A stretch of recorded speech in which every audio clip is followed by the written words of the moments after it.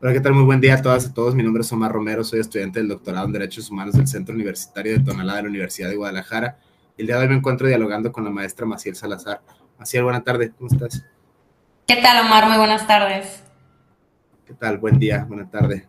El tema que nos compete hoy es la interrelación que existe entre el mundo del derecho, la economía y el desarrollo sustentable. La maestra Maciel Salazar pues, es licenciada en Derecho por la UNAM, tiene una maestría en Derecho Internacional de los Derechos Humanos por el Flaxo y una maestría precisamente también en Derecho por la Universidad de Vanderbilt. En ese aspecto vamos a tratar de hacer un diálogo transdisciplinario sobre la intersección, sobre la interrelación que existe entre estos tres fenómenos emergentes del presente, sobre todo ligándolo con la cuestión del desarrollo sustentable y la empresa. Son áreas de especialidad de la maestra Salazar en ese sentido. Como primera premisa, Maciel, ¿cómo estás pensando esta interrelación que emana del mundo del derecho, pero que abarca no solo el mundo del derecho, esta serie de fenómenos sociales que empiezan precisamente con un problema jurídico, pero que pues, de una manera u otra tiene aristas que no necesariamente desembocan en el ámbito jurídico. Pienso en el mundo de la economía, la política y en este caso fenómenos que tienen que ver con el desarrollo sustentable o desarrollo sostenible. Incluso hay un debate, una diferencia de opinión, estas cuestiones que emanan de una manera u otra de la bioética, que emergen de una forma u otra del mundo de la interdisciplina en sentido estricto. ¿Cómo es que lo piensas? Porque, bueno, tu área de especialización tiene que ver con derecho energético y derecho corporativo, esta interrelación entre el mundo de las empresas, el mundo de las políticas económicas, políticas sociales, el derecho naturalmente está entremezclado y el protección o cuidado del medio ambiente. Esta serie de premisas, esta serie de problemáticas que vienen, insisto, de estas reflexiones de la segunda mitad del siglo XX, la bioética en concreto, sobre todo los tópicos que atañen al desarrollo sustentable, el cuidar la naturaleza, cómo es que se piensa de manera interseccionada, de manera transdisciplinaria este fenómeno. Sin embargo, desde tu área de expertise, ¿qué es lo que nos puedes compartir al propósito de estas premisas? Claro que sí, Omar, con mucho gusto. Bueno, pues lo que hoy normalmente ya consideramos como una cosa que ya todo el mundo conoce y algo muy tradicional para nuestra era, que es el tema de sostenibilidad y el desarrollo sostenible, pues al final del día es algo que tomó, digamos, vida tanto jurídico como materialmente dentro de lo que es el sistema jurídico, la política pública y también los modelos económicos, pero que se viene emergiendo desde hace 50 años, ¿no? Básicamente. Y así es que vemos cómo, pues prácticamente hasta lo que son la década del 60, el tema de desarrollo económico, crecimiento, pues eran sinónimos, ¿no? Y tenían esta tensión o esta divergencia con lo que es el medio ambiente y los derechos humanos, ¿no? Veíamos cómo siempre el tema de desarrollo económico implicaba abusar de ciertos grupos e implicaba también abusar de los propios recursos naturales, ¿no? Entonces es cuando se empieza a poner en el foro público esta cuestión, ¿no? De por qué tenemos que ser, por qué tiene que haber esta tensión, ¿no? Y entonces en esta necesidad de contrarrestar pues las desigualdades sociales y culturales en estos contextos después, digamos, de un gran abuso de los modos de producción capitalista, entonces es cuando se empieza a cuestionar si el desarrollo tiene también otras aristas que van más allá del tema económico, ¿no? Y entonces es cuando a la luz de lo que son los tratados internacionales y sobre todo lo que es el Foro de las Naciones Unidas, se empiezan a desarrollar ciertas declaraciones, ciertos tratados que empiezan, digamos, ahora sí como que a impulsar una nueva visión de lo que es el desarrollo, ¿no? Y entonces sí vemos que, por ejemplo, en 1986 se da la Declaración del Derecho al Desarrollo de las Naciones Unidas, ¿no? Y básicamente aquí dice que el derecho al desarrollo es un derecho marco que implica algo más allá que un tema meramente económico, ¿no? Y entonces hablamos ya de un proceso multidimensional, ¿no? Multidimensional donde hay una arista, sí, efectivamente económica, pero también hay aristas sociales, culturales y políticos que estas tienen que unirse y converger ciertos puntos para hablar realmente de un desarrollo integral, un desarrollo que permita a las personas pues su máxima potencialidad, ¿no? En ese sentido, también importante señalar que muchas veces se considera que el desarrollo económico es algo de una sola persona, el desarrollo en general, ¿no? De ciertas sociedades, pero sobre todo con una visión más individualista del capital. ¿no? Digamos, las personas que tienen más desarrollo son aquellas personas que, no sé, por algo más tienen, digamos, mayores esfuerzos, tanto económicos o profesionales, pero es una visión muy individualista, ¿no? Y sin embargo, en esta declaración también se rompe un poco esa visión y nos dice, sí, si en efecto es un tema de un derecho individual, sí, pero también tiene un alcance colectivo y difuso, ¿no? Por lo cual significa que también ese desarrollo tiene que permear a un núcleo social, tiene que permear a comunidades y ya no nada más, digamos, el desarrollo de ciertas personas es suficiente para hablar de realmente este desarrollo sostenible, ¿no? Y justo aquí es cuando ya empezamos a hablar también del tema de sostenibilidad, ¿no? Porque, como mencionaba, la idea del desarrollo, pues implícitamente en la realidad humana nos había demostrado que implicaba un abuso tanto de las personas y ciertos grupos desfavorecidos como también de ciertos recursos, ¿no? Entonces es, por ejemplo, cuando un año después de esta declaración, en un documento al que le llamaron originalmente Nuestro Futuro Común, o que también se le conoce como el informe de Brundtland, pues indica que el desarrollo, aparte de ser integral, aparte de tener estas aristas, tanto social como política, como cultural y económica, también es necesario que sea sostenible, ¿no? Y entonces es cuando se empieza, digamos, a cocinar este concepto que hoy en día nos parece bastante conocido de sostenibilidad, ¿no? Y nos dicen que el tema de sostenible tiene que ver a ese desarrollo, o se le pone, digamos, como esa etiqueta, a ese desarrollo que satisface las necesidades del presente sin comprometer la capacidad de las generaciones futuras de satisfacer sus propias necesidades, ¿no? En un momento o dos más adelante. Entonces, en este sentido, pues empieza a ver que, pues, tiene que haber cambios también en el modo de producción, ¿no? Digamos, porque venimos justo de esos modos de producción más industriales, más capitalistas, donde lo que se busca es satisfacer necesidades inmediatas. Y entonces la idea de desarrollo sostenible es, a ver, no necesitamos satisfacer nada más las necesidades de hoy, sino también necesitamos buscar modos de producción y formas de convivencia desde el punto de vista social, pero también que, digamos, motores económicos que permitan, digamos, que este mismo desarrollo vaya hacia generaciones futuras, ¿no?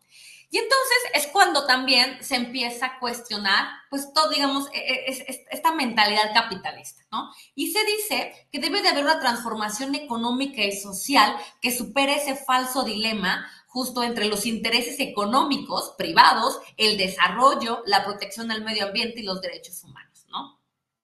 Y entonces es como todo este tema de sostenibilidad también empieza, digamos, a desarrollar algo que se le llama hoy en día el concepto de economía verde, ¿no? Y básicamente lo que busca es generar oportunidades para el desarrollo de nuevos bienes y servicios, pero que al mismo tiempo haya esta responsabilidad y corresponsabilidad por parte de las empresas respecto del medio ambiente y también del desarrollo de las comunidades, ¿no? Donde empiezan a llevar a cabo toda su labor, ¿no? Entonces, en este sentido, pues básicamente empezamos a ver que algo que inicialmente se consideraba que el desarrollo era una tarea, pues digamos, de alguna forma de dirección por parte también de los estados y que en la visión capitalista era algo más individual, pues empieza a hablar de que las empresas y en general, digamos, diversos actores también tienen incidencia en el tema, pues, del desarrollo sostenible, pero también de los derechos humanos, ¿no? Y, por ejemplo, vemos cómo se desarrolla lo que es la Agenda 2030 para el Desarrollo Sostenible como un plan de acción global adoptado por los Estados miembros de las Naciones Unidas hace ya prácticamente casi 10 años. Y básicamente aquí lo que se busca es tener objetivos de desarrollo sostenible que están interconectados y permitan justo a los estados, a las comunidades, a las empresas, pues digamos, tener estas economías que también, digamos, permitan satisfacer las necesidades, pero que al mismo tiempo no comprometan, lo que ya dijimos, las necesidades de las generaciones futuras, ¿no? En este sentido también, otra cosa muy importante que ha habido desde el punto de vista de las empresas respecto del énfasis de la responsabilidad que ellas tienen, pues son los 10 principios del Pacto Mundial de la ONU, ¿no? Hoy en día ya fueron suscritos por más de 9,000 empresas a nivel mundial y básicamente lo que nos dicen estos principios rectores es pues ustedes empresas también tienen responsabilidades en cuanto al tema de derechos humanos, en cuanto, por ejemplo, también evitar el derecho de los niños, perdón, el trabajo infantil, también proteger al medio ambiente, ¿no? Evitar todas esas externalidades negativas, ¿no? Que hay muchas veces de las actividades de producción, ¿no? También, por ejemplo, incluso evitar la corrupción, ¿no? Y todas esas malas prácticas que muchas veces suceden en países, sobre todo en desarrollo, ¿no? Entonces, en este sentido, estos principios pues tratan de enfatizar la responsabilidad de las empresas respecto del tema de derechos humanos y buscan, digamos, como fomentar que ellas también sean corresponsables en todo este desarrollo de las comunidades. Muy interesante esta serie de reflexiones que nos planteas, sobre todo desde el área de expertise que manejas, el derecho internacional de los derechos humanos, surgen a la luz de esta precisamente consideración de lo local y lo global, las siguientes tres premisas, me parecen muy interesantes. La número uno tiene que ver con el desarrollo, pienso en un sociólogo, en un antropólogo, Norma Long, tiene un libro muy famoso que se llama Sociología del Desarrollo, una perspectiva centrada en el agente o en el actor. Prácticamente lo mencionabas, ¿no? Es esta noción que ya no solo compete al Estado, por ejemplo, ya no solo es el Estado únicamente, esta noción vertical, esta noción paternalista, que viene de las políticas decimonónicas, que viene por las políticas primera, segunda, quizá mitad del siglo XX, ya no es la estelaridad absoluta del Estado, o sea, prácticamente es otros agentes sociales, qué sé yo, la empresa, por ejemplo, las empresas en general, el sector económico, el sector productivo, lo mencionabas mucho, el tema de las comunidades, o sea, el conjunto de individuos que dan identidad étnica, nacional, cultural, etcétera, a ciertas pautas de conducta, a ciertas formas de estar en el mundo. Pienso esto sobre todo en la lógica de lo global y lo local. Políticas, por ejemplo, no sé, del sistema ONU, del sistema interamericano de derechos humanos, cómo se insertan en los regímenes locales de hacer derecho, hacer política, hacer economía, incluso las escalas axiológicas que parecieran contradictorias. Un marco de referencia internacional con usos y costumbres, por ejemplo, ¿no? Pensándolo en su más amplia generalidad, ahora se puede, si queremos especificar ahora el tema de la producción, al tema del cuidado del medio ambiente, porque es una de las constantes que emanan precisamente de tratados internacionales y de otros documentos. La CNDH y la Suprema Corte incluso se han pronunciado al respecto, ¿no? El darle reconocimiento como derechos humanos o derechos fundamentales depende del lenguaje que se quiere utilizar, ¿no? Si es un lenguaje eminentemente jurídico, pues es un lenguaje que no necesariamente emana de las ciencias jurídicas, ¿no? Sobre todo esta amplia gama y esta abigarrada concepción que tienen estos fenómenos del presente. Desde ese punto de vista están interseccionados, están entremezclados. Esta es la primera, o sea, prácticamente tiene que ver con la sociología del desarrollo, este texto, insisto, de Norma Long, distintos actores, ya no solo es el Estado, son particulares, incluso tratándose de materia económica, de explotación o sobreexplotación de los recursos naturales, mencionabas el tema atroz del trabajo infantil, pienso otros fenómenos que también, bueno, van de la misma línea, la protección a recursos naturales, no sé, el crimen organizado, ¿no? La sobreexplotación de flora, fauna, recursos, no sé, diamantes, minas, etcétera. Hay mucho dinero, vaya, detrás de todo esto. Hay un mercado legal o ilegal muchas veces que se gesta en torno a estos fenómenos, ¿no? Tiene que ver con un tema de seguridad, tiene que ver con un tema de política, tiene que ver naturalmente con un tema de derecho, cómo es que regula o pretende regular el derecho a estas realidades, o sea, que existen, o sea, son realidades atroces, sin embargo existen, ¿no? En el panorama actual. Desde ese punto de vista es la primera, los agentes que están entremezclados entre esta interrelación entre derecho, economía y política, en su más amplia gama general, internacional, a nivel ONU, a nivel regional en el sistema interamericano, y cómo se van adaptando no políticas que existen en el marco que no viene de los Estados-nación. O sea, pienso en Jürgen Habermas, por ejemplo, en Habermas, este texto que tiene más allá del Estado-nación. O sea, prácticamente esta ruptura, no solo normativa, sino política y económica, que obliga a los estados a actualizarse. Pienso que sería una Convención Americana de Derechos Humanos. Si no existe una medida en el marco regional, debe, por obligación convencional, crearse. O sea, en ese sentido es una de las premisas que a mí me hace ruido, pues, desde este punto de vista de lo internacional. La segunda tiene que ver con la responsabilidad ética política, en esta misma lógica, con una especie de corolario del anterior, ¿no? No solo del Estado, no solo de la empresa, no solo de comunidades como un conjunto de individuos, sino también de los particulares. O sea, esta invitación ética política, sobre todo la premisa que ponías en la mesa de las generaciones futuras. O sea, ¿y qué mundo estamos dejando si no se reducen, por ejemplo, el consumo? ¿No? Pienso en la Agenda 2030, estas 17 metas globales que tienen que ver de una manera u otra con distintas facetas de la vida humana. La producción, la discriminación, el desarrollo, la política. Si uno revisa estos 17 objetivos de la Agenda 2030, es una bigarrada gama, ¿no? Saben que proyectos de investigación, proyectos económicos, proyectos culturales, se tienden a insertar esta lógica que emana pues precisamente de la segunda mitad del siglo XX y lo que va de este siglo XXI, cómo es que se tienen que adecuar distintos agentes a esta agenda global. Y finalmente, pero no menos importante, tiene que ver con el área de expertise y la interdisciplina que hay. O sea, por ejemplo, esto ya no se puede abordar, son fenómenos bastante complejos, son fenómenos muy complicados. Si bien no estamos condenados a la erudición y ser hombres del Renacimiento, enciclopedistas franceses, etcétera, saberlo todo, absolutamente toda esta pretensión muy decimonónica, muy hegeliana, ¿no? Muy de la objetividad, esas categorías, ahora incluso estas críticas que vienen de la antropología, que vienen precisamente de la historiografía, las microhistorias, los microrelatos, cómo es que si bien ya no se puede abarcar la historia universal, porque es en específico ahora en la historiografía contemporánea, tampoco se puede dejar de lado la importancia de lo peculiarmente particular, o sea, los usos y costumbres, los pueblos, estas otras historias que por lo regular quedan acalladas en una versión hegemónica de la realidad. Pienso en esto, no sé, Antonio Gramsci, por ejemplo, la hegemonía cultural, o sea, prácticamente esa forma es la forma y no hay otra forma que no sea esa forma, ¿no? En ese aspecto tiene que ver con la crítica que hay, sobre todo al sistema internacional de los derechos humanos. Es una crítica que viene desde diversos constitucionalistas, pienso en el específico Samuel Moy, ¿no? La última utopía. Los derechos humanos no son más que una construcción de Occidente para occidentar a otros pueblos a la fuerza.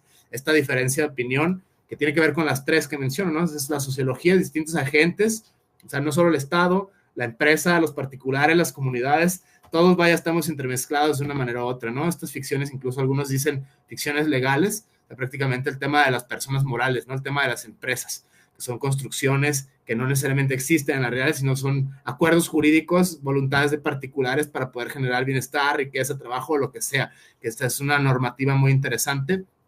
Y bueno, son estas tres, ¿no? Distintos tipos de agente, la responsabilidad ética política y los paradigmas de aproximación. Esta es una pregunta un poquito más epistemológica de cómo es que se inserta lo local en lo global y viceversa, esta dialéctica que va de arriba hacia abajo, que va de abajo hacia arriba, ¿no? Prácticamente cómo los estados-nación, por ejemplo, antes de entrar al diálogo, hablábamos premisas sobre, es que bueno, ciertas regulaciones internacionales que no están reguladas en el marco nacional, o sea, cómo se tienen que hacer estas políticas públicas. No sé, que una empresa que, vamos a suponer, está en Alemania y tiene una matriz, qué sé yo, en Tabasco, o sea, prácticamente cómo está obligada a esa empresa a adecuar esas medidas internacionales que no están en el marco local.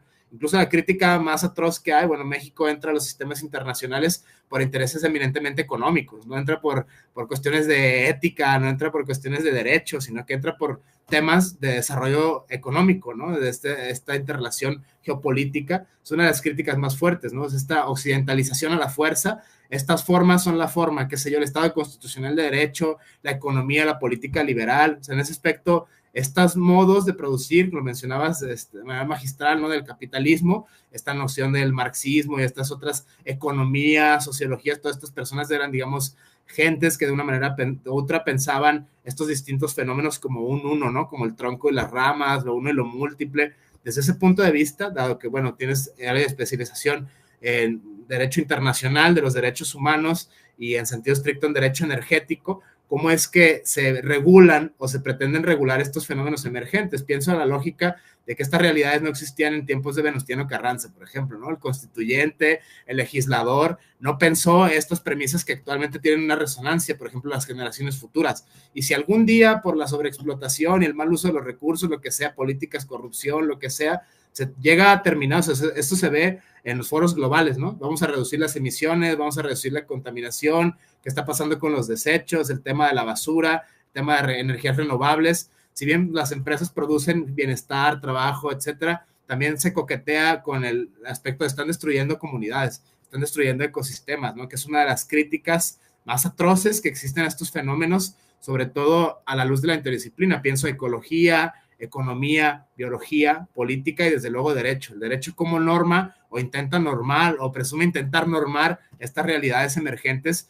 que, como insisto, no estaban contempladas en los afanes de los legisladores ni del constituyente, sobre todo pensándolo en la lógica mexicana, ¿no? Estas políticas que vienen más allá del Estado-Nación, volviendo a Habermas, por ejemplo, cómo es que lo uno y lo múltiple, lo local y lo global. Desde tu punto de vista de estas tres premisas, el tema de los agentes, que ya no solo la verticalidad del Estado, incluso en el presente se habla violación a derechos humanos por parte de particulares, es un tema muy interesante que se ha pronunciado la Corte, sobre todo al respecto de esta realidad. La cuestión de la inserción de lo local y estos distintos sectores de producir conocimientos, ¿no? Pienso esto, insisto, economía, derecho y ecología, estas tres van de la mano. Desde tu punto de vista, Maciel, ¿qué nos puedes compartir al respecto de estos tópicos, estas premisas? Ay, Omar, pues la verdad es que pusiste ideas súper interesantes y es complicado saber por cuál empezar, pero bueno, empezaré por el tema tal cual de la crítica que se hace a los derechos humanos respecto a cómo son principios o cómo son valores occidentales que se quieren imponer, digamos, de forma, pues prácticamente homogénea a las demás comunidades que no necesariamente piensan que a lo mejor esos mismos valores están dentro de esa misma, digamos, dentro del mismo nivel de importancia, ¿no? Entonces, sí, sin duda creo que esa es una crítica que se le ha hecho por varias décadas al tema de derechos humanos, ¿no? Y justo también hay que voltear a ver cómo nacieron los derechos humanos a la luz de los tratados internacionales, ¿no? Al final del día nacen como, o derivan de esta unificación por parte de los pues, prácticamente países occidentales o potencias después de la Segunda Guerra Mundial, ¿no? Una vez ya, digamos, ya habiendo ganado esta Segunda Guerra, pues básicamente consideran como que necesario pues llevar, digamos, a un nivel supranacional ciertos valores y ciertos principios como para garantizar este núcleo duro de los derechos humanos para que no sea, digamos, violentado.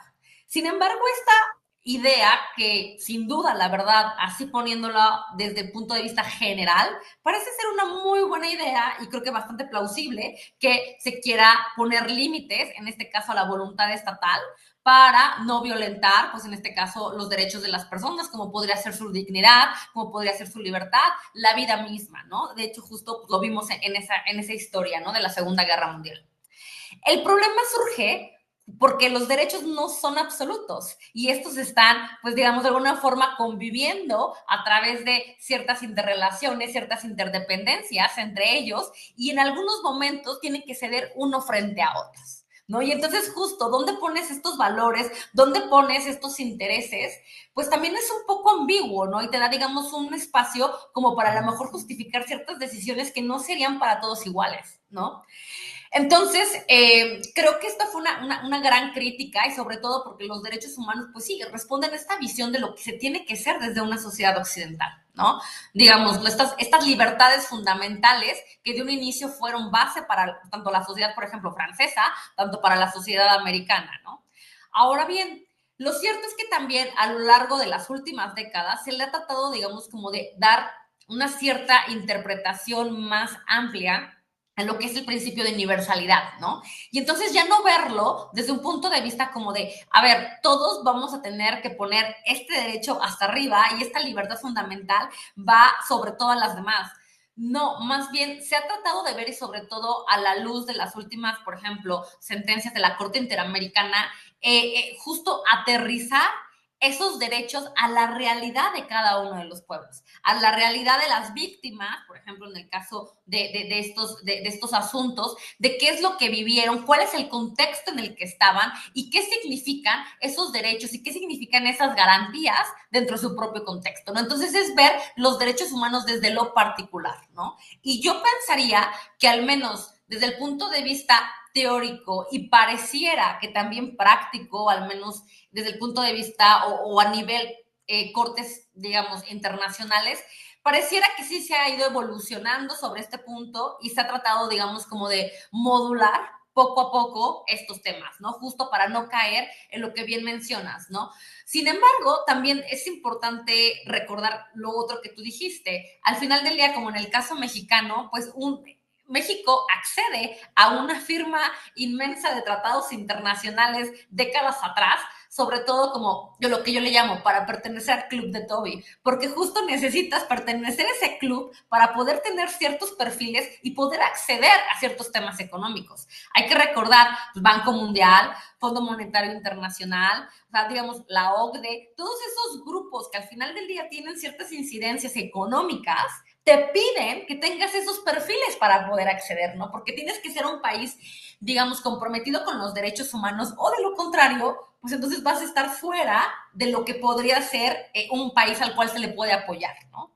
Entonces, pues creo que también ese fue uno de los grandes temas en México previo a la reforma en materia de derechos humanos, porque nos dio, como dicen, trataditis, básicamente, y México, pues quería ser parte de todo, ¿no? Y muy feliz y firmaba. ¿Por qué? Porque al final del día, dentro de la teoría constitucional y sobre todo de las resoluciones de la Suprema Corte, siempre se consideraban que era como, pues, ciertas normas programáticas que se deberían considerar para eventualmente llegar a eso, ¿no? Pero realmente no eran consideradas como obligaciones del Estado, ¿no? Y entonces eran, a ver, no son obligaciones, por ejemplo, positivas, que dependen de muchas variables y realmente no son ejecutables, ¿no? Sin embargo, a raíz de la reforma del 2011 es cuando ya se empieza a cuestionar un poco más realmente de, a ver, no nada más es poesía en la Constitución, ¿no? Y vaya que nos gusta meterle cosas, sino que también necesitamos ciertos dientes para que esos derechos se puedan judicializar. Y entonces ahí es cuando ya el Estado mexicano también está entrando en un punto de quiebre, porque hay una falta de correlación entre lo que es la realidad de los derechos humanos y dentro de lo que es pues a nivel, digamos, hoja de papel, ¿no? Y bueno, eso respecto al tema de universalidad, digamos, y este cambio de chip o este cambio de mentalidad para considerar la universalidad, ya no desde lo general, sino desde lo local, ¿no?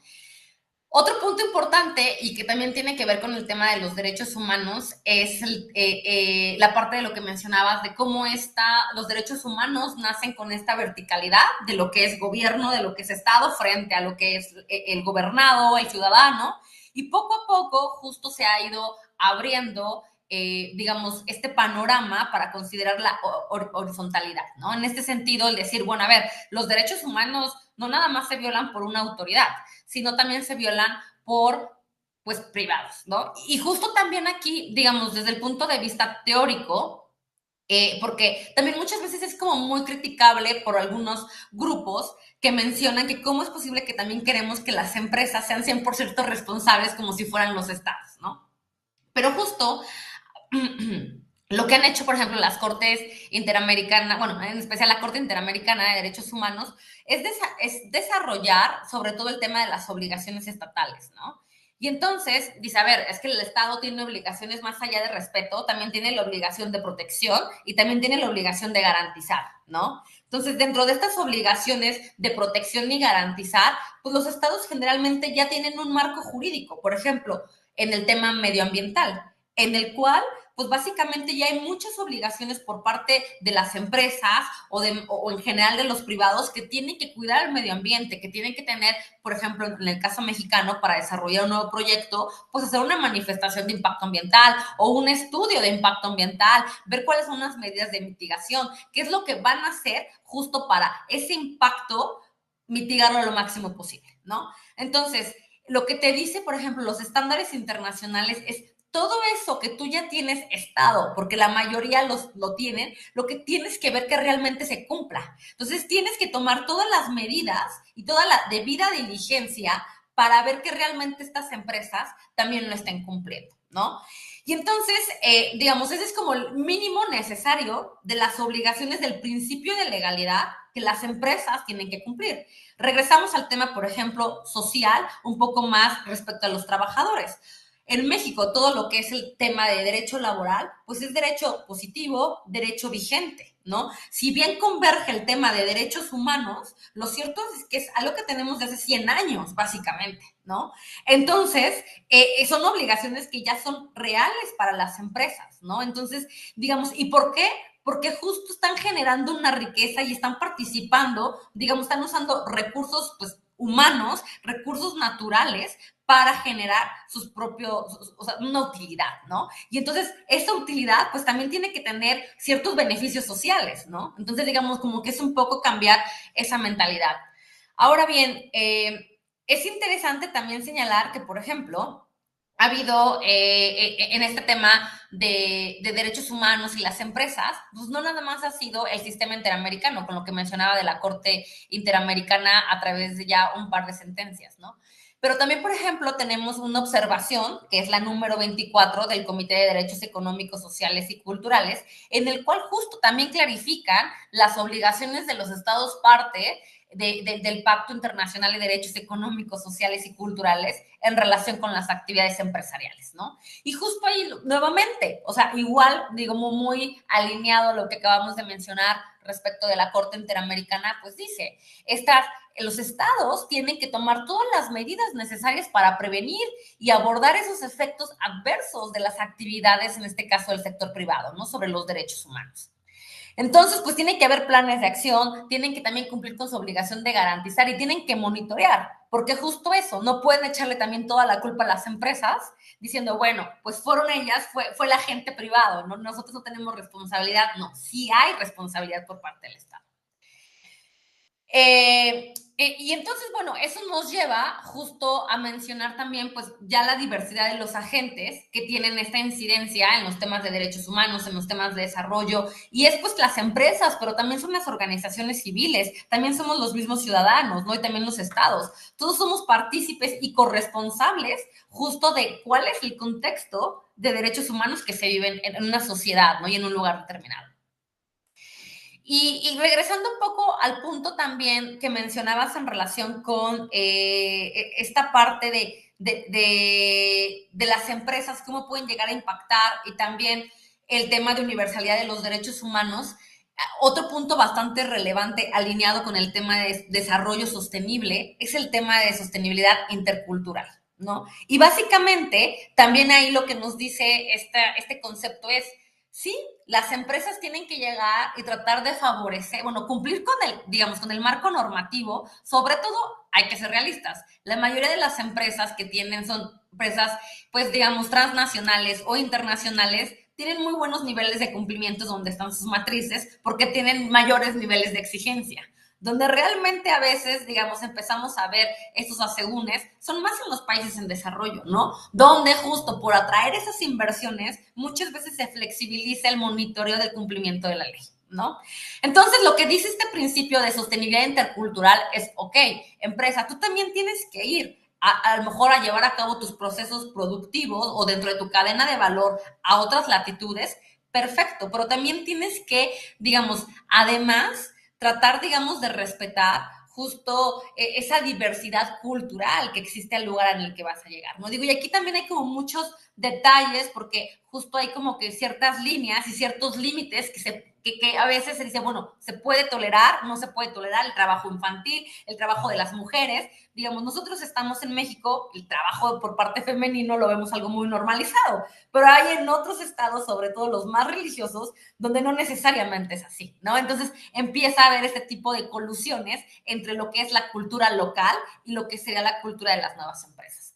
Pero bueno, desde el punto de vista conceptual, esta figura de sostenibilidad intercultural lo que busca es eso, ¿no? Digamos, esta capacidad de las comunidades, organizaciones, empresas para colaborar y promover esa diversidad cultural, ¿no? Y que se respeten y se valoren esas diferencias culturales y también contribuir, digamos, al desarrollo social y económico, ¿no?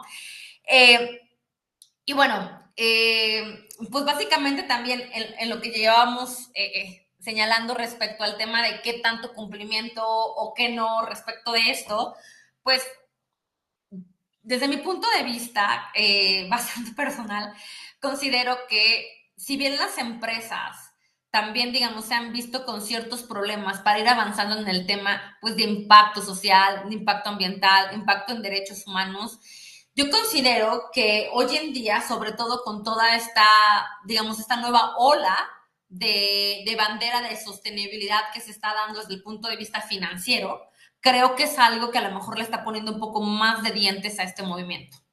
¿Y a qué me refiero? Como yo mencionaba, el tema de trabajo, de toda la regulación del trabajo en México, pues data de nuestra Constitución de 1917, ¿no? El tema agrario también, el tema ambiental, pues va a llevar 40, 50 años en México, ¿no? Digamos, no es algo nuevo, no es algo que digamos, ay, de pronto llegó toda esta normatividad y las empresas la van a tener que cumplir. No. Sin embargo, creo que justo las empresas más grandes y ese tipo de instrumentos que se están desarrollando a nivel de dos, digamos, de dos vías. Por un lado, hoy vemos que, por ejemplo, en ciertas latitudes, como podría ser la Unión Europea, se está desarrollando una directiva justo en materia de derechos humanos, ¿no? Y que está, te digo, apenas está por iniciar vigencia, porque fue publicado apenas en la primera semana de julio, y va a ir teniendo una aplicación, digamos, de forma progresiva, y en cuanto, por ejemplo, a empresas más grandes, hacia un poco más pequeñas, pero básicamente lo que les pide es que pues hagan digamos, un análisis de debida diligencia del impacto que tienen sus actividades en materia de derechos humanos de forma directa, o sea, ellas, por ejemplo, sus subsidiarias, pero otra cosa muy importante, y aquí es donde yo creo que le pega más a América y en general, pues México, es a través también de su cadena de valor. Lo que significa, y era un poco lo que mencionabas, ¿no? Ahorita vemos que a lo mejor hay una empresa, alguna subsidiaria, que a lo mejor que tiene su matriz en un país europeo y tiene que cumplir. Pero ahora no nada más eso. Con esa nueva directiva va a tener que cumplir también ciertos estándares de debida diligencia aquellos proveedores de la filial o de la subsidiaria de esa empresa en México.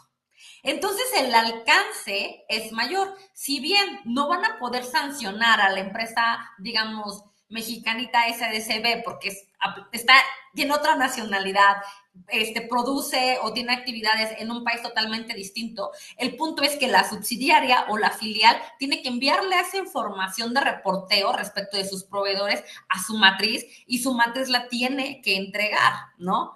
Anualmente. Entonces, en este sentido, pues más bien, si tú no cumples empresa mexicanita SADCB, pues es posible que ya no vayas a tener ese valor agregado o no seas tan atractiva para esa subsidiaria o esa filial de una empresa europea porque ya no vas a cumplir, ¿no? Entonces, digamos, de alguna u otra forma, aunque no es un derecho que tenga tantos dientes en México, porque no lo tiene al 100%, pero sí vemos y sí se espera como que cierta incidencia, ¿no? Sobre todo, como mencionaba, ¿no? Desgraciadamente en México tenemos leyes bastante buenas, pero en la realidad se quedan con una ventana de oportunidad, por decirlo menos, enorme para su cumplimiento, ¿no? Entonces, pues a lo mejor por ahí un poco más, digamos, de voluntad por la ley extraterritorial podría ser otra vía. La otra es la que mencionaba del financiamiento.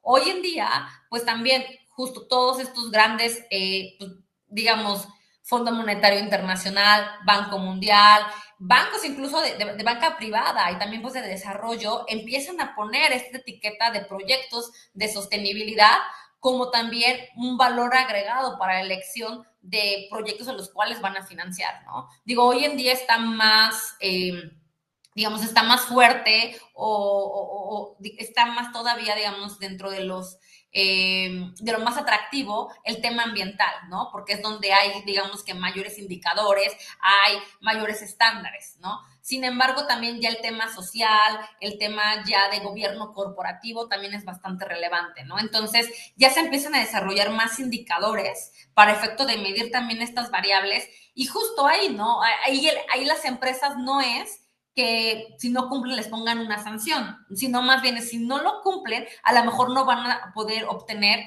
ciertos financiamientos con mejores condiciones que en otro caso, ¿no? Y lo que se espera es que a lo mejor en una década ya ni siquiera sea de que mejores condiciones, es si no tienes estos estándares o estos variables dentro de tus matrices de reportes, pues ya no vas a poder acceder a los mismos, ¿no? Digamos también como que es una evolución, pero también esa evolución misma se va dando a través de tratados internacionales, ¿no? Por eso es que yo empezaba mi exposición por ahí, porque al final del día todo esto se ha empezado a dar y ha tenido como que mayor, digamos, más dientes, sobre todo a través de, pues digamos, de la acción de la comunidad internacional.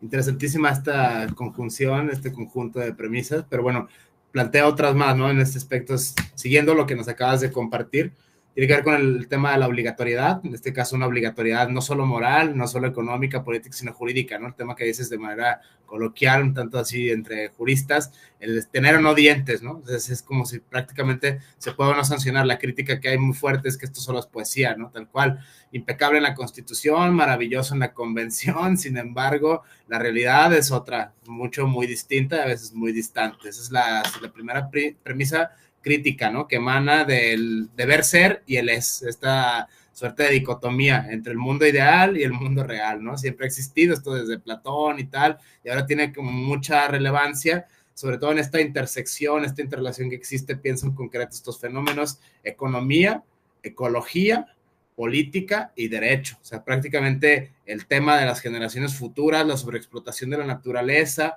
el derecho que regula esto y los beneficios económicos y políticos que están. O sea, prácticamente la otra de las críticas fuertes, lo mencionabas, ¿no? De manera informal, el club de Toby famoso, para formar parte, para acceder a, no lo haces por, digamos, valores morales, no lo haces por el mero derecho, sino lo haces por un aspecto económico político. Es decir, hay otra suerte de intereses que no necesariamente tienen que ver con la dignidad humana, que no necesariamente tienen que ver con el desarrollo de los pueblos, tienen que ver con otros fenómenos humanos también, sí, dentro del amplio conjunto de las ciencias humanas, pero que obedecen otra carga axiológica. Esta es una de las trampas discursivas más comunes, sobre todo hablando de materia de derechos humanos. Mucha gente piensa, ¿no? Desde derechos humaneros a secas, que bueno, ya estoy haciendo una escala axiológica moral, soy mejor persona, estoy cambiando el mundo, etcétera, etcétera, etcétera. Es, digamos, una versión muy ingenua, citando a Robert Alexy, o sea, prácticamente la no concepción de cómo principios pueden entrar en contradicción. Dos cosas que a priori parecen buenas, resulta que cuando se ponderan, por así decirlo, no son tan buenas. En ese sentido, es una crítica muy fuerte, muy válida, muy valiosa ponerla sobre la mesa. La otra tiene que ver precisamente esto que dice de los paradigmas, ¿no? El cambio del estatus cultural de los pueblos, lo que para otro de los problemas fundamentales de los derechos humanos, prácticamente el relativismo cultural, el relativismo axiológico. Lo que para una cultura puede ser bueno, para otra puede ser lo más aberrante que existe. Lo que para una cultura puede ser válido, para otra es inaceptable o inadmisible. En ese aspecto es un problema que viene de la filosofía moral, que viene de la filosofía política, el tema del relativismo en todas sus letras, ¿no? Que incluso se cristaliza en la epistemología. Lo que para una ciencia es válido, para otra no lo es. Lo que para una ciencia es oportuno, para otra no lo tiene nada que ver. O sea, prácticamente este fenómeno viene desde la segunda mitad del siglo XX, estas ciencias de la complejidad, ¿no? La robótica, la cibernética, esta gente que trató de ver la totalidad del todo sin caer en paradigmas decimonónicos. O sea, prácticamente es como que esta, digamos, premisa de tratar de salvar lo universal en lo local. O sea, siempre darle este toque, este giro. Este problema se ve más de cerca en la lógica de los derechos internacionales, prácticamente el derecho internacional de los derechos humanos. Lo mencionabas, cómo es que prácticamente una empresa que tenga filial en otro lado, por reglas, por economía, no sé, por el moche, por la tranza, por la corrupción, que son fenómenos humanos también, que la filosofía moral, la antropología, dan cuenta de esto muchas veces de manera muy magistral. Pienso sobre todo el cambio de paradigma en tanto que materia discursiva. O sea, el derecho humano al medio ambiente sano, por ejemplo, muy en boga en la actualidad, tiene que ver con un cambio de paradigma donde no solamente es el antropos, donde no solamente es el ser humano el centro del universo, esta noción universal de resonancia kantiana, esta noción universal de resonancia cristiana, ya no solo es el ser humano, sino que hay que darle estos temas, pienso, bioética, biopolítica y bioderecho. O sea, como incluso a nivel jurídico, los medios naturales, los ríos, mares, lagos, desiertos, tienden a sufrir una suerte de antropomorfización, tienden a ser titulares de derechos. Salvemos, qué sé yo, el bosque de Chapultepec, salvemos la selva lacandona, salvemos el lago de Chapala, o sea, salvemos al mundo prácticamente, ¿no? Incluso en derecho internacional, derecho comparado, tienen ya protección constitucional. La Pachamama, por ejemplo, pienso en ciertas constituciones latinoamericanas, en ese aspecto es un fenómeno de derecho constitucional que se vea a la luz, por ejemplo, de la irrupción de tratados internacionales en los estados locales. Este es un fenómeno eminentemente jurídico, discursivo, práctico incluso, ¿no? En la resolución de agentes, en la resolución de asuntos de carácter eminentemente jurídico. Desde luego está atravesado por políticas, son políticas empresariales, lo que mencionabas tú del Club de Toby, ¿no? La Agenda 2030, la Agenda de Desarrollo Sostenible, tratados de libre comercio, porque no todos los tratados internacionales son de derechos humanos. Esa es una premisa también muy interesantes, hay tratados económicos, hay tratados políticos que obedecen a otra lógica que nada tienen que ver con la dignidad humana, ¿no? Que obedecen a otra lógica que nada tiene que ver con esta serie de escalas de valores donde empiezan los problemas. Desde mi punto de vista, este discurso muy ingenuo, a veces de muchas personas, muchos activismos, entonces, sobre todo activismos que tienen que ver con el medio ambiente. No digo que esté mal, ni está nada en contra, es válido como cualquier forma de estar en el mundo, sin embargo, se corre esta trampa discursiva de revolver, digamos, los eminentemente conceptos que vienen de la moral, que vienen de la política. Una política bien puede ser colectiva o bien puede ser individual, sobre todo pensando en asociaciones civiles o grupos específicos de personas, comunidades que se autoorganizan al margen del Estado, sobre todo cuando se trata de sectores privados y públicos. Lo mencionabas también, ¿no? Es esto, la empresa tiene la culpa, es Mexicanita SADCB la que está talando el bosque, es la que está derramando petróleo en el mar, es la que está permitiendo la venta ilegal de flora y fauna, ¿no? En ese aspecto son fenómenos de carácter natural que llevan o tienden a ser regulados por, no sé, en códigos penales, en códigos civiles, esta irrupción de estos fenómenos discursivos que no estaban pensados en los paradigmas antropocéntricos. El famoso pasaje del Génesis, que es lo que citan muchas personas, el mundo es tuyo, Adán, ¿no? Ve por él, prácticamente ese paradigma, digamos, teocéntrico, ese paradigma, digamos, antropocéntrico, que faculta al antropos, ¿no? Si te pones a dialogar esto en términos multidisciplinarios, es un argumento que sale siempre, sobre todo en temas de bioética, sobre todo en temas de bioderecho y de biopolítica, qué sé yo, el aborto, qué sé yo, la eutanasia, qué sé yo, el medio ambiente, los animales, etcétera, etcétera. Siempre hay esta resonancia por ciertos grupos de la población que no tiene nada malo, existe y ya está, ¿no? Como cualquier forma de estar en el mundo, pero son, digamos, trampas discursivas que de una manera u otra se filtran a la forma de hacer derecho, es decir, la lógica, perspectiva de los operadores jurídicos que están detrás de esto, ¿no? ¿Por qué dices lo que dices y no otra cosa? Pues bueno, porque tu condición de estar en el mundo es esta y no aquella. Pienso, qué sé yo, la legalización de la marihuana, el matrimonio igualitario, o sea, cosas que implican posturas ético-políticas personales. El problema que tiene que ver con esta disertación en específico es cuando esas políticas públicas o esas políticas personales llegan a otras instancias. O sea, prácticamente es cuando eres, no sé, empresa, cuando eres, qué sé yo, líder de un colectivo, cuando eres, qué sé yo, director de una institución, porque al final, si lo vemos de la antropología social, eso pasa, ¿no? Es un fenómeno humano, muy humano.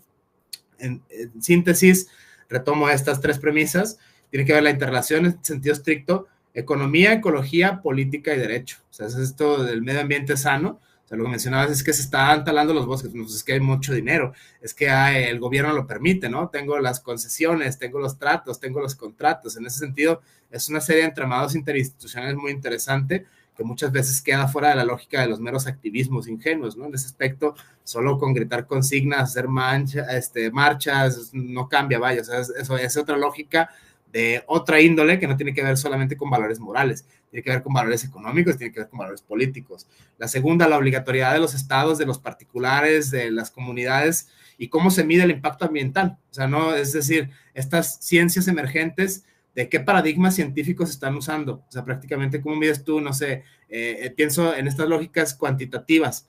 El 70% de la capa de ozono, el 80% de la selva lacandona, este tipo de argumentaciones de Greenpeace y otras organizaciones, ONGs y demás, que tienen, sí, ciertamente, grupos de gente muy especializada, ¿no? Gente transdisciplinaria, etcétera, etcétera, pero ese es el problema, ¿no? ¿Cómo es que se tiende a regular? Sobre todo ahora la tercera tiene que ver con una como especie de guía para la acción, o sea, si bien no ver el futuro, hacer un diagnóstico, etcétera, el tipo de políticas públicas, el tipo de ciudadanía que se está gestando, el tipo de políticas empresariales que se pretende. O sea, sobre todo decías, no es que la empresa quiera cumplir por cumplir, sino es que si no cumple no accede al recurso, simple y llanamente, así es, ¿no? En la realidad, este problema de la realidad y la idealidad, que insisto, tiene que ver con cargas axiológicas que no solo vienen de la moral, tienen que ver con cargas axiológicas empresariales y políticas supraestatales incluso. Desde este punto de vista, entonces, como particulares, o sea, prácticamente, ¿qué podemos esperar? No sé, políticas públicas del Estado, acción colectiva de distintos agentes sociales, volviendo a la primera de anterior, ¿no? La de los distintos tipos de agentes, o educación en sentido estricto, ¿no? Que por muchos se han pronunciado, pienso en la Suprema Corte de Justicia de la Nación, está el trabajo fenomenal que está haciendo, diplomados, capacitaciones, cursos, precisamente sobre este tópico en concreto, o sea, el desarrollo humano visto desde la empresa, vaya, proteger el medio ambiente a toda costa, parece que es la agenda prioritaria un giro, ¿no? Un cambio, ya no es el ser humano en los particulares, ya no son las personas no humanas, ya no son las mujeres, ya no son los indígenas, ahora es el medio ambiente sano. Me parece que sin eso, o sea, el oikos nomos, ¿no? La casa común, la economía, incluso el Papa y otras religiones se han pronunciado al respecto. O sea, si se acaba la vida en el planeta como la conocemos, todo lo demás deja de tener sentido. Por lo tanto, se vuelve como que el top 5, ¿no? De los temas de agenda nacional e incluso supranacional. Desde este punto de vista, bueno, es esta, insisto, esta relación economía, ecología, política, derecho, la obligatoriedad social, empresarial, incluso de particulares, para tratar de paliar o erradicar o, no sé, minar esta suerte de fenómenos, porque se veía como una potencial amenaza para la humanidad en su generalidad. Y la otra, la forma en la cual se da, ya sea de manera vertical o de manera horizontal o de manera híbrida, esta suerte de intervención. O sea, no solo es mexicanita la empresa, ¿no? No solo es el Estado mexicano, no solo es la Corte Interamericana, sino también son colectivos, también son personas. O sea, ¿qué estás haciendo tú prácticamente? Pongo un ejemplo muy claro y muy burdo, si se quiere, separar la basura. O sea, por ejemplo, no, si todo el mundo, sí, los residuos y tal, entonces tu luchita, tu micro lucha interna, pasa el recolector de basura y ahí se acaba tu lucha. O sea, prácticamente que si orgánicos, que si inorgánicos, o sea, todo va donde mismo y ya está, ahí se acaba. O sea, en ese sentido, sí me parece interesante esta construcción interseccional y de distintos agentes, políticas públicas, empresas privadas, gobiernos y acciones particulares. Muchas veces se tiende a caer en activismos ingenuos, muy ingenuos, porque solo ven todo de carácter moral, solo se ve todo de carácter jurídico, solo se ve todo de carácter científico. Si bien sí son interrelaciones que existen, no hay que dejar de lado estas políticas nacionales, incluso supranacionales, que insisto, desde tu área de expertise, que manejas el derecho corporativo, el derecho medioambiental, tanto que derecho energético, porque bueno, emanan de una forma u otra los recursos energéticos de la explotación o sobreexplotación de la naturaleza. Y es donde entra de lleno, digamos, el sector empresarial, ¿no? O sea, cómo estas empresas por participar de ciertos beneficios económicos, dicen hasta lo indecible, ¿no? O sea, incluso prácticamente sí, sí, con tal de obtener el recurso, sí, sí, con tal de formar parte del club, o sea, prácticamente es este problema, que bueno, es bastante complejo, es muy interseccionado, sin embargo, desde tu área de especialización, creo que sí nos puedes echar mucha luz al respecto sobre estas premisas que naturalmente son desde luego complejas.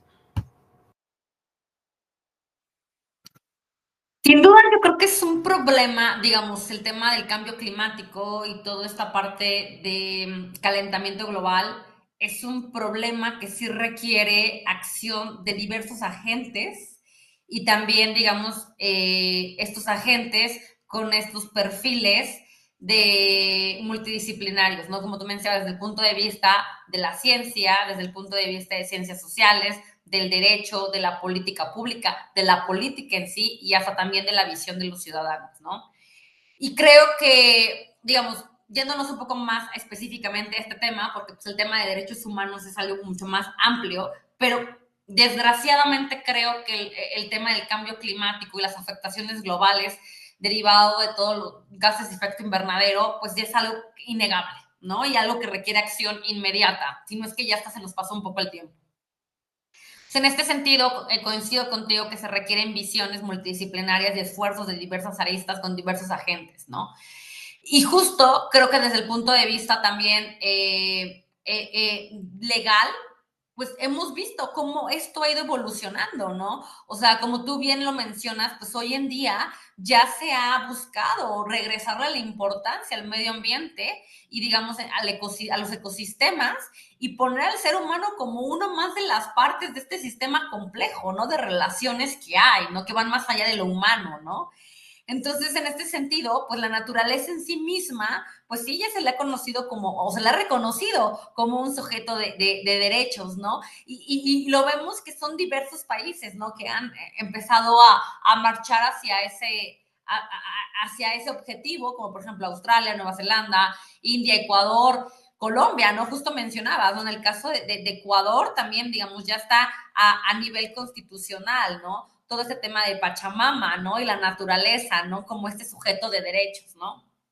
Pero, digamos, más allá también de esta visión, digamos, de este reconocimiento formal, justo creo que las grandes deudas o los grandes puntos a identificar, monitorear y también nosotros como ciudadanos tomar acción justo es la práctica, ¿no? Porque nuevamente necesitamos que esto que ya se está dando en papel vaya realmente a tener efectos, ¿no? Realmente sea derecho vivo, normas que se apliquen, ¿no? Y justo, pues, desgraciadamente mucho hemos visto de lo que le llaman greenwashing, ¿no?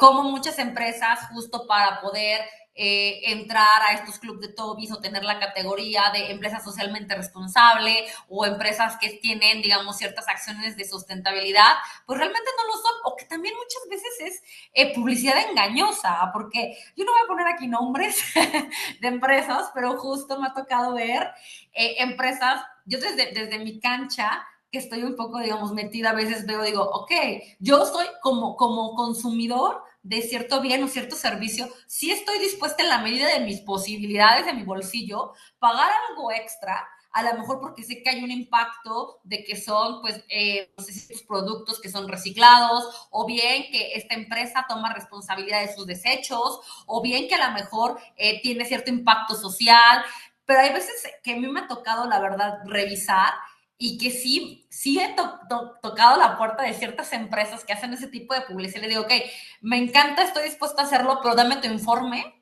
de sostenibilidad o dame un poco de tus métricas realmente de lo que estás haciendo, porque no nada más todo se tiene que quedar en de, somos responsables, ¿no? Y cuidamos el medio ambiente. A ver, realmente, a ver, ¿dónde están tus estadísticas de residuos? ¿Dónde están tus estadísticas de proveedores? O sea, creo que justo también esto tienen que darse cuenta las empresas que también nosotros los ciudadanos estamos interesados en tener esa información. Porque si también nosotros, justo, o sea, como lo de la basura, ¿no? O sea, si nada más se queda como que en lo que yo hago, pero también no trato que permee hacia los otros que también participan en la cadena de valor, pues si no todo jala igual, se va a caer y va a ser ineficaz esas acciones.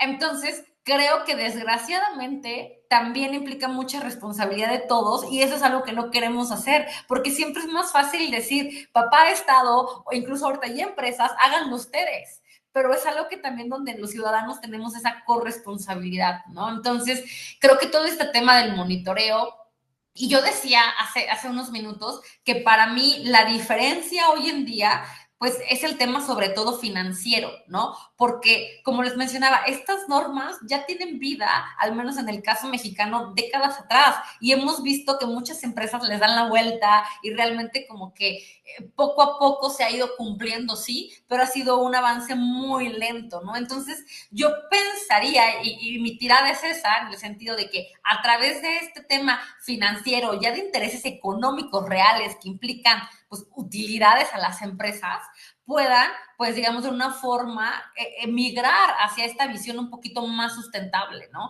Y justo es eso, que también es un reto. Por eso el tema de gobierno corporativo es muy importante, porque al final del día los operadores que están, digamos, de una empresa necesitan, digamos, reconocer cambios y sí hacer una transformación, pero eso tiene que venir desde arriba. Entonces, si no vienes desde el top management, si no vienes realmente desde los líderes y esos líderes están, digamos, convencidos y demuestran a través también de sus decisiones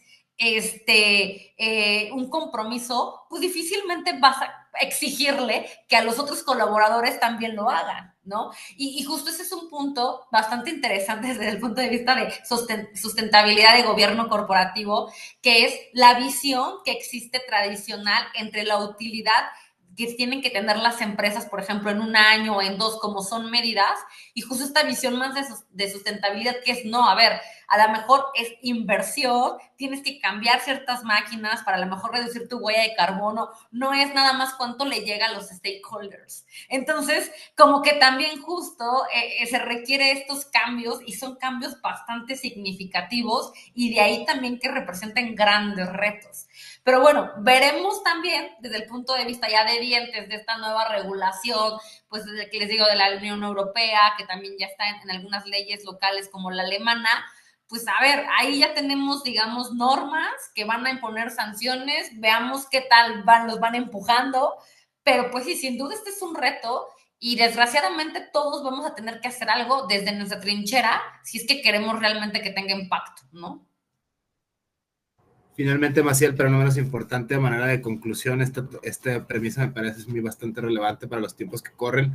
Dedicarse a monitoreo a derechos humanos se ha vuelto en nuestro país, lamentablemente, como el periodismo y otras labores de difusión social, un oficio de alto riesgo. O sea, sobre todo por los intereses económicos que hay. Esta premisa me gusta mucho, ¿no? ¿Quién va a vigilar al vigilante? ¿Quién va a vigilar al que vigila? ¿Quién va a proteger al protector?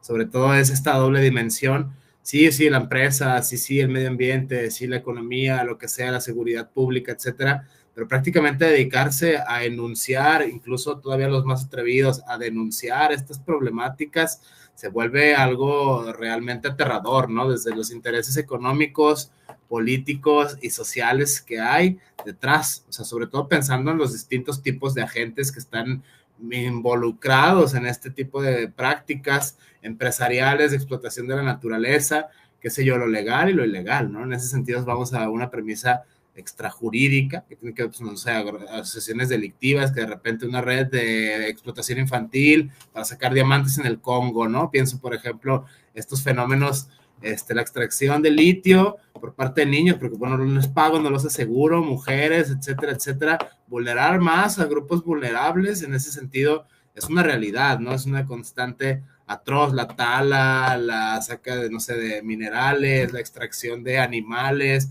el tráfico de fauna y de flora, incluso algunas están tipificados de carácter penal, ¿no? En ese sentido, son ciertas regulaciones jurídicas que existen al respecto, no sé, el ajolote o otras cosas que de repente se sobreexplotan en otra parte del mundo, qué sé yo, como afrodisíacos o cosas por el estilo. O sea, es un mercado negro que está detrás. O sea, entrarle de lleno, no sé, una enunciación, siquiera una denuncia todavía más atrevido, pues hay mucho riesgo, ¿no? Sobre todo pensando en la no verticalidad de los distintos agentes que están, sobre todo a manera internacional. Tú que tienes esta especialización por las maestrías y los grados que tienes, ¿no? Desde este punto de vista, los cursos, el área de expertise que llevas, o sea, esto se ve prácticamente en todo el orbe, o sea, esto no es de, México, el que no transa no avanza, etcétera, o sea, prácticamente es un fenómeno global, es un fenómeno antropológico. Esta conclusión, finalmente, Maciel, o sea, como ya manera de reflexión final, para decir a digamos, cómo es que se da esta regulación entre gobierno, empresa y otros agentes, ¿no? Pienso en este aspecto de la premisa eminentemente extrajurídica, lo que no es necesariamente legal. O sea, estas realidades existen, ¿no? Esto, no sé, pienso en la litis de asuntos, por ejemplo, no es que están acabando, qué sé yo, con manglares, están acabando, qué sé yo, con ríos, lagos, sobre todo la protección que tienen como sujetos de derecho, la antropomorfización, si quiere, este nuevo paradigma de darle derechos jurídicos, qué sé yo, a la selva, darle derechos a, no sé, al lago, al río, donde se sobreexplota tal o cual fauna, donde se sobreexplota tal o cual flora. O sea, en ese sentido, es esta premisa muy delicada, o sea, de hecho muy interesante, pero creo que se tiene que decir de una forma u otra, ¿no? De este tipo de, sobre todo pensando en la lógica de defensa de medio ambiente sano, esto que lo haces desde la práctica eminentemente jurídica, de repente topar con agentes que no necesariamente son empresas, que no necesariamente son gobiernos, que no necesariamente son colectivos, y lo voy a dejar así, ¿no? Es como al aire la imaginación, este fenómeno que está prácticamente constante, el peligro, el alto riesgo que se corre de investigar, indagar, enunciar, incluso denunciar este tipo de fenómenos que tienen que ver naturalmente con una lógica de derechos humanos. Desde tu punto de vista, Maciel, esta premisa me parece interesantísima, sobre todo la relación que tienes con el derecho empresarial y el derecho, digamos, energético, ¿no? Que vaya, se mueve muchísimo dinero en esas áreas de hacer ciencia jurídica, ciencia política, ciencia social. Esta premisa me parece muy interesantísima. Desde tu punto de vista, ¿qué nos puedes ya de manera de conclusión añadir sobre este tópico? Omar, no sé si te voy a dar un mensaje muy alentador, desgraciadamente o no. Pero, por ejemplo, sin duda esta parte de quién va a vigilar al vigilante es muy relevante, pero creo que incluso a veces en nuestra propia realidad mexicana todavía ni siquiera llegamos a eso. Sobre todo si lo vemos desde el punto de vista público, ¿no? Desgraciadamente vemos que hay proyectos hoy en día que son proyectos incluso del propio Estado, que están siendo criticados como que tienen un impacto ambiental o incluso un impacto, pues a veces también en ciertas comunidades que no es el deseable. y en lugar de, digamos, como de hacer ciertas modificaciones a los proyectos, replantearlos, buscar soluciones, lo más sencillo, ya lo que vimos creo que hace 3 años, pues fue sacar un acuerdo donde toda esa información la catalogaba como información de seguridad nacional y de interés público, y entonces ya no iba a poderse entregar en todas las solicitudes de transparencia, y al mismo tiempo se les daba una autorización provisional, creo que en un plazo de 5 días, y tenían un año para tomar digamos, la definitiva.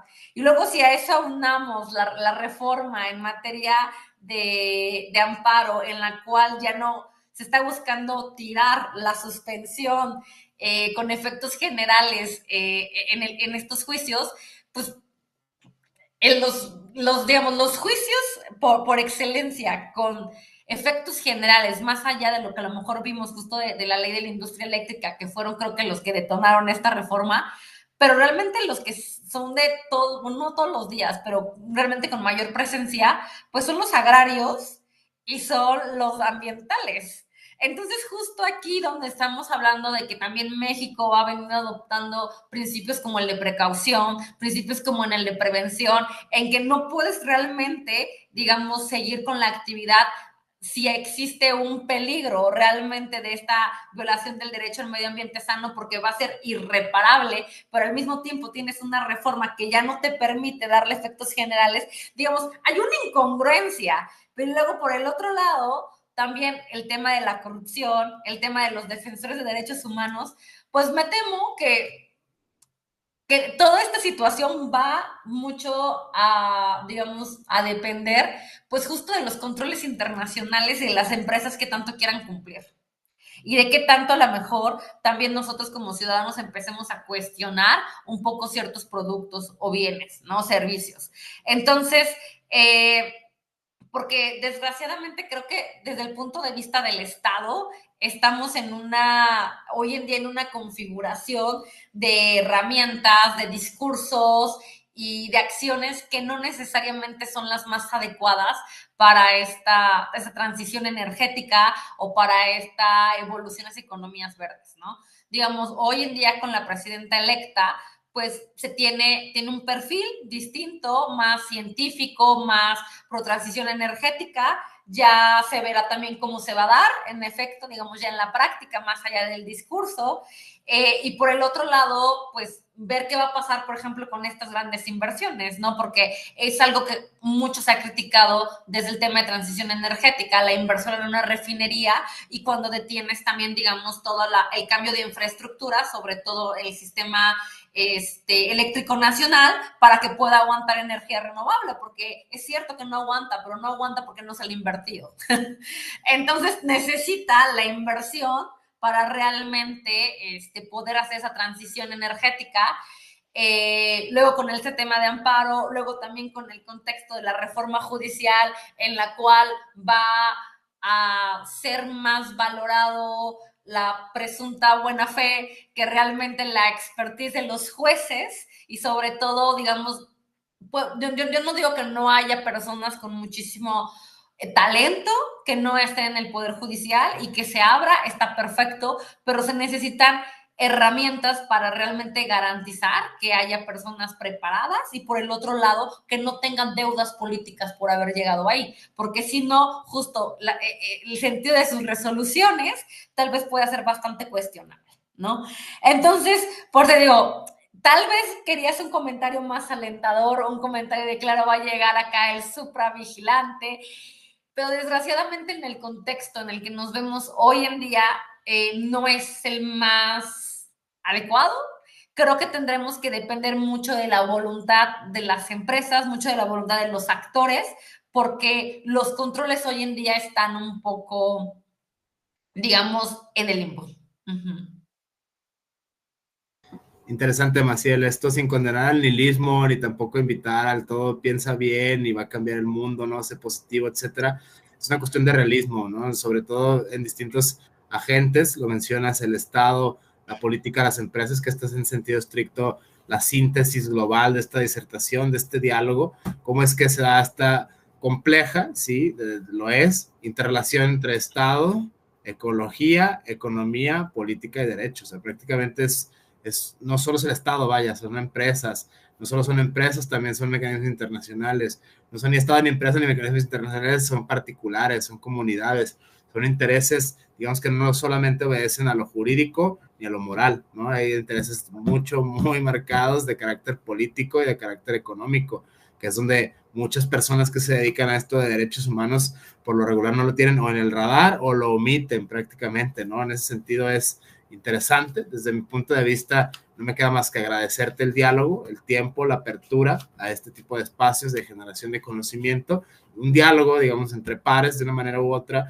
de carácter interdisciplinario, incluso interinstitucional a propósito de los agentes, esta manera de producir conocimiento muy de los tiempos que corren, muy del siglo XXI, ejerciendo precisamente el derecho humano al acceso a la cultura, ejerciendo el derecho humano a la difusión de ideas. En ese aspecto no me queda más que agradecerte el diálogo. No sé si quieras añadir algo más al respecto. De mi parte sería en sentido estricto todo, pero bueno. No, pues muchas gracias, Omar. Muchas felicidades por este tipo de ejercicios que sin duda nutren mucho. Y pues bueno, gracias por la invitación. Muchísimas gracias a ti por el espacio y bueno, gracias a todas, a todos. Saludo. Hasta luego.